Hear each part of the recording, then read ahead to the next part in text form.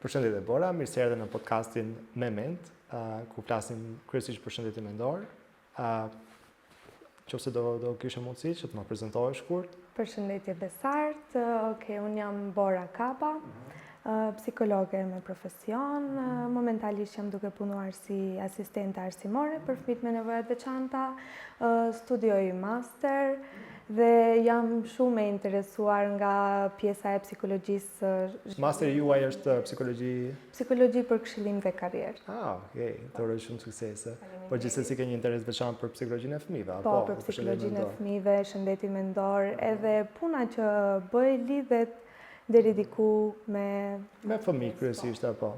Rregull, pyetja ime e parë për ty do të ishte kur mendon ti që ne rritemi faktikisht dhe a mbetet diçka nga ky fëmia që ne kemi pas dikur në mendjen tonë dhe në trupin tonë, ky fëmia që ne kemi qenë dikur, a mbetet diçka nga ajo edhe kur ne rritemi? Ajo fëmia brenda nesh, në momentin që ajo fillon të dëgjohet nga ne, atë moment neve rritemi.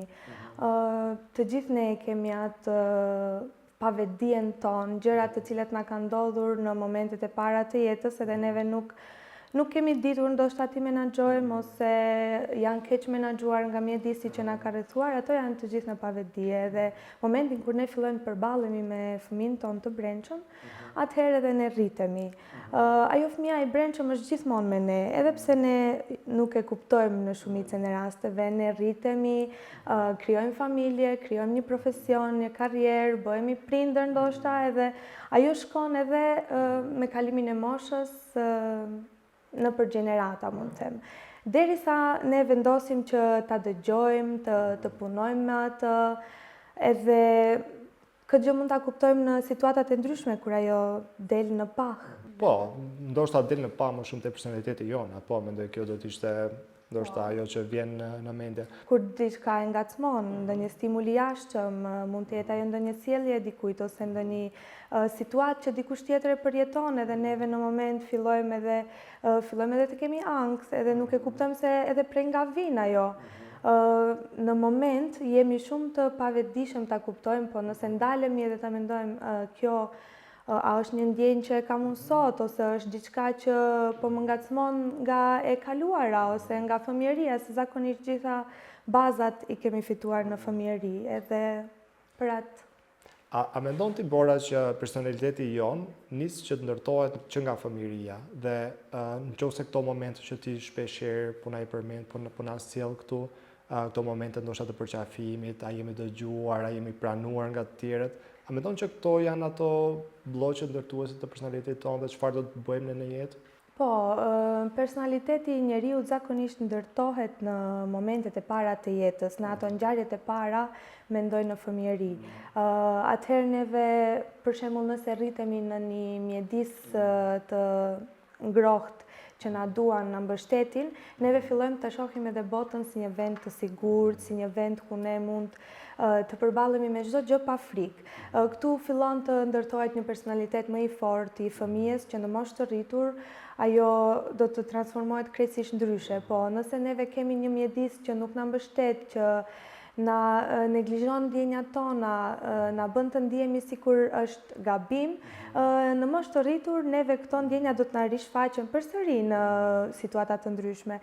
Për atë them personaliteti është kyçe në jetën e fëmijës dhe ndërtohet pikërisht në ato momentet e para. Prindërit duhet më shumë t'i mbështesin fëmijët, mjedisi që i rrethon duhet jetë më i sigurt për ta, edhe kështu ato do të... Po, a mendon ti që ka ndoshta disa kujtime që ne i kemi, le të themi, të heshtura, ndoshta ne nuk kemi aq të vetëdijshëm që i bartim këto kujtime ose mënyrën se si dikush na ka trajtuar. Nuk është se ndoshta ne mund ta rikujtojmë me detaje, por a mendon që këto gjithsesi na përcjellin në hapat tonë të jetës? Absolutisht në mënyrën se si ne reagojmë. Këto kujtime janë të heshtura në trupin tonë, janë diku në pavetdije, po janë të heshtura dhe shfaqen, siç thash edhe më herët, nga stimujt e jashtëm, edhe ne atëherë fillojmë ngacmohen ato pjesë dhe fillojmë të shfaqim një sjellje që për ne është e pazakonte dhe mund të ndalemi dhe të themi çfarë është duke ndodhur, edhe unë nuk reagoj zakonisht kështu. Ato janë të gjitha ato ndoshta neglizhimet ose keqtrajtimet ose ndonjë nuk do të thotë çdo herë një situatë e jashtme që mund të ketë krijuar diçka gabim. Ndoshta është diçka që na ka munguar. Në një rast caktuar mund të kemi pas nevojë për një përqafim nga dikush ose për një fjalë unë jam këtu për ty. Mund të flasësh me mua si fëmijë flas. Edhe në ato raste neve nëse na ka munguar ajo, ato kujtime i bartim për herë dhe në moshë të rritur, në lidhjet shoqërore që do të krijojmë ose në marrëdhëniet ndoshta edhe intime ose në marrëdhëniet me familjarët, këto neve i bartim. Po, Bora, desha të pyes ti vetëm se diçka na dha, por ka shumë fëmijë që përjetojnë shumë dhimbje. Nga mënyra se si ato ndoshta familja e tyre sillet me ato, ose për shembull ka ndonjë humbje të madhe që në familje. A mendon ti që kjo pasqyrohet në karakterin e tyre më vonë dhe në mënyrën se si ato do ta ndërtojnë karakterin e tyre, domethënë mënyra se si ato përballen me dhimbjen, a mësojnë që ta shtypin ose që ta shfaqin? A ndikon kjo në atë personin e rritur që do ta kemi mbas një kohe? Ndikon, natyrisht që po. Do të thotë ato dhimbje që i ka përjetuar ai fëmia, ta marrë si shembull nëse është keq trajtuar, ka pasur dhunë në familje ose mund të jetë edhe dhunë verbale, kjo neglizhim i lënë bazdore nga të tjerët. Ai kur të rritet do të jetë i uritur për vëmendje, do të ketë nevojën të flasë shumë. Do të thotë, i themi asaja oversharing, ndonjëherë të flasë shumë informata që ndoshta nuk janë të nevojshme për atë situatë caktuar, ose për shembull ai fëmijë do të ndihet shumë i uritur për dashuri ose për shoqëri, të mos jetë asnjëherë vetëm. Kjo është ajo që deri diku e plotson atë karakterin e njeriut në moshë të rritur, domethënë e krijon një lloj tipi ndryshe se çka qenë fëmijë. Ama nëse kemi edhe fëmijë që kanë një rreth të dashur, prindër mbështetës, këto kur të rritën, këto kur të rritën janë shumë me vetbesim, nuk kanë nevojë këto patjetër për një mund të them për një njeri që t'i plotësoj ose për një rreth shoqëror. Këto janë shumë të guximshëm, nuk kanë frikë të flasin, edhe janë edhe njerëz me vetbesim. Po, për temperamentin, çfarë mendimi ke? Se shpeshherë ne mësojmë që temperamenti është diçka që është vetë e lindur, por a mendon ti që në një farë lloj mase ajo mund të ndikohet edhe nga mjedisi ose nga kufijnë që ndoshta prindrit tan na mësojnë që t'i vëndojmë ndaj shoqërisë, ndaj mënyrës se si njerëzit sillen me ne. A mendon që kjo mënyrë se si ne do t'i ndërtojmë lidhjet tona më vonë vjen si pasojë e këtij temperamenti që ne kemi të lindur? Ose kemi si një temperament që ndoshta e përfitojmë nga situata që na vijnë nga mjedisi? Temperamenti është i lindur. Fëmijët lindin me këtë, është bazë biologjike, por mënyra se si do ta trajtojmë atë temperament më mbrapa, ajo e përcakton atë pjesën në moshë të rritur. Për shembull, kemi fëmijë që janë shumë të ndjeshëm, kemi fëmijë që janë shumë të çiltër, kemi fëmijë që janë shumë të urtë. Mund të janë shumë nevrik, apo? Edhe shumë nevrik. Vetëm mënyra se si ne sillemi me këta fëmijë në hapat e tyre të parë, në momentet e tyre të para, kjo e përcakton se si ato në të ardhmen do të menaxhojnë situatat e tyre. Nëse neve, për shembull, një fëmijë kalon në një dhimbje, në një mungesë emocionale, ndoshta edhe ne i themi mos qaj, ose mos qaj, mos u bëju më i fortë, mos u bëj i dobët, ky fëmijë do të fillojë të mendojë se në të ardhmen do t'i shtyp të gjithë ndjenjat e tij. Krijon ato mekanizma mbrojtës se nuk është mirë që unë të tregoj dobësi, të shfaq dobësi, unë duhet jem më i fortë, dhe gjithë situatat e tij i përjeton brenda, dhe kjo krijon edhe ankthin në situata të ndryshme. Pikërisht kjo ishte pyetja ime e radhës, faktikisht për traumat dhe për ankthin. A mendon që domethënë këto na ndjekin e vazhdimisht edhe në moshën më të vonshme? Është diçka shumë e vogël që ka ndodhur në fëmijën tonë. A mendon që është aq e realt, aq e fortë për personin, mund që të mbesi një plagë kaq e thellë?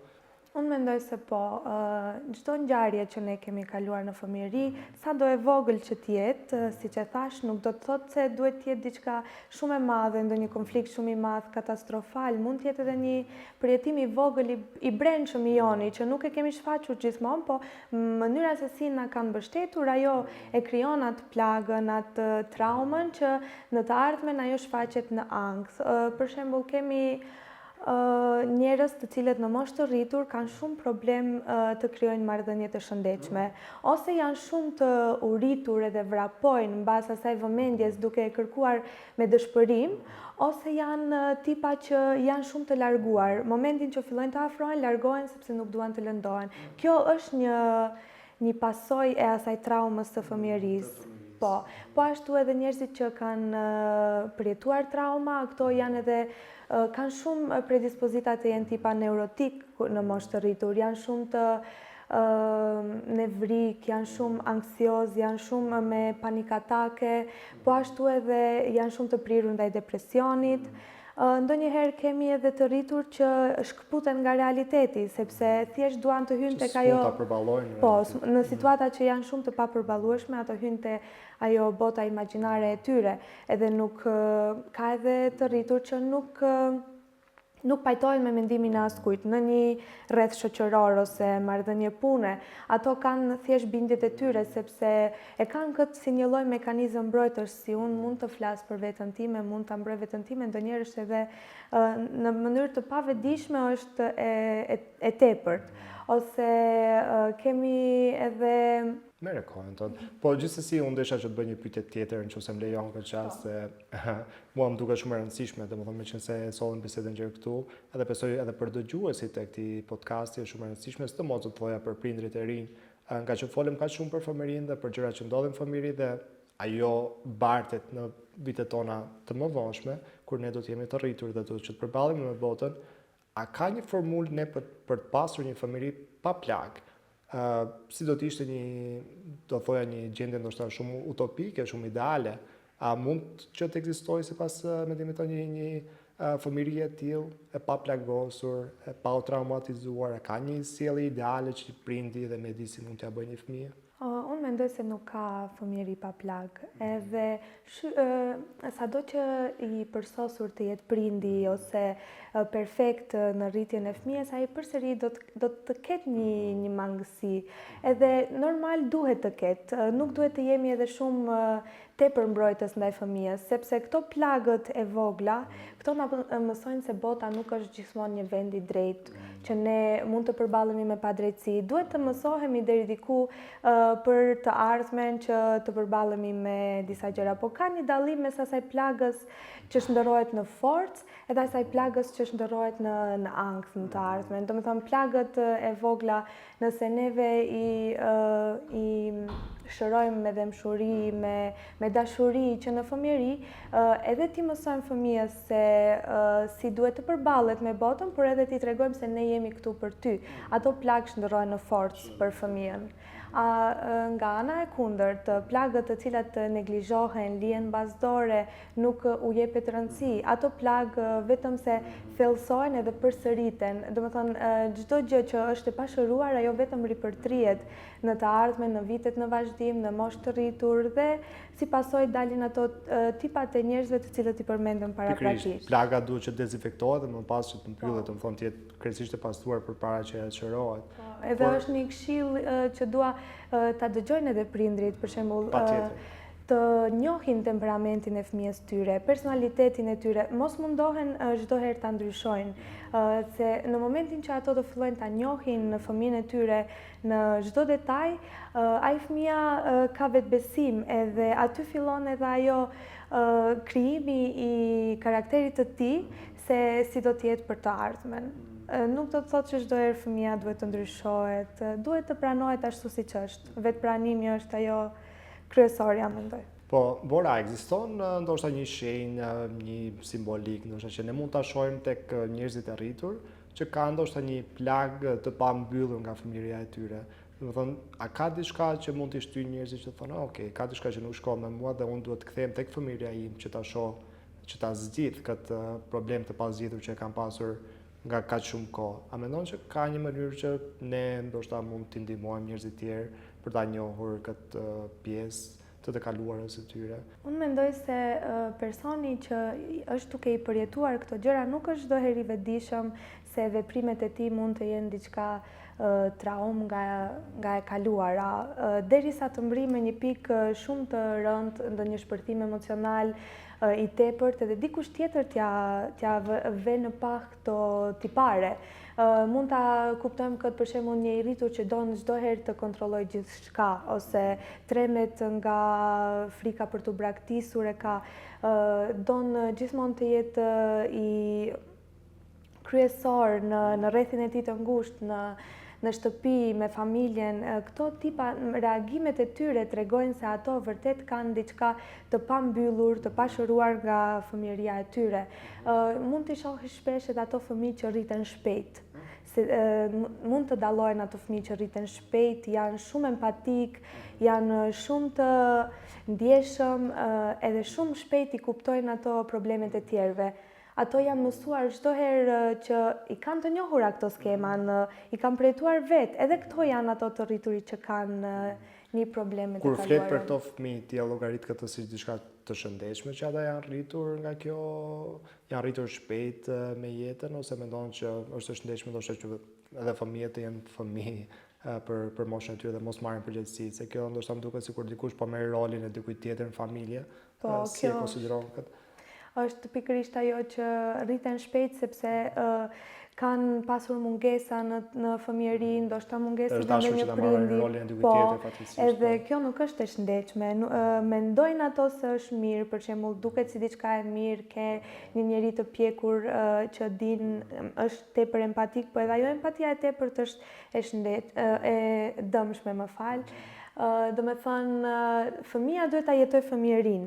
Çdo gjë duhet të shkoj hap pas hapi, të vi me kohën e vet natyrisht, dhe që të kemi fëmijë sa më të shëndetshëm. Mendoj këtë rast e kemi shumë shpesh me fëmijët që lindin të parët. Më vonë kemi edhe fëmijë të tjerë dhe ky fëmija më i madh ndihet sikur e ka rolin e prindit për fëmijët që janë më të vegjël. Domethënë bëhet një si vallë prindi i dytë. Dhe shpeshherë shohim që këto fëmijë janë më empatik ndoshta edhe më shumë duan që të kujdesen për tjerët. Po shumë më pëlqeu ky fjalimi jo që tha që fëmia duhet të jetë gjithmonë fëmijë dhe duhet respektohet si tillë. Po, normal. Nuk duhet fëmija t'i marrë përgjegjësitë e të rriturit, se në ato raste edhe fëmijët kryejnë edhe punët që nuk i takojnë. Është shumë i vogël për atë moshë që t'i mbajë të gjitha ato barrat, po ai vetë se ndjen atë përgjegjësinë, ashtu është mësuar, i ka këto mekanizma mbrojtës të tij, duke i shtypur ndjenjat që i ka, duke i mbajtur gjitha gjërat në vete. Kjo nuk është e shëndetshme, kjo kërkon. A ka diçka që mendon ti që është konstante, që nga fëmijëria jote?